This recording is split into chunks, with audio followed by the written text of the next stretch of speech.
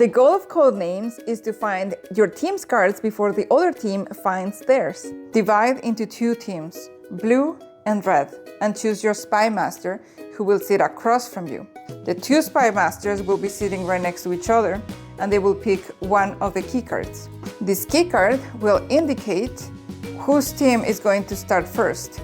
The team that starts first will have an extra agent to find, so you will have a card that can be flipped over depending on the team that requires it. This key will only be visible to the spy masters. These squares correspond to the 4x5 grid.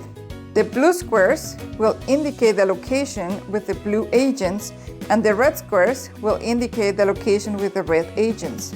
These pale squares will be bystanders, and the black square is the assassin. You do not want to find the assassin. On the spy master's turn, they can provide a one-word clue and a number.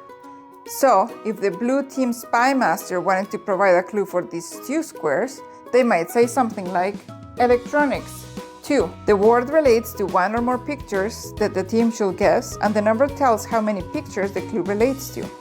Make sure that you keep a straight face. Next, the rest of the team will discuss and touch one of the pictures. If you guess correctly, place one tile of your color on top of the picture. If your team guesses wrong, your turn ends and the picture will be covered with the corresponding tile. If your team guesses the opponent's card, they will get the point, and your turn is over. However, if your team has found the assassin, which is the black square, the game will end and that team loses.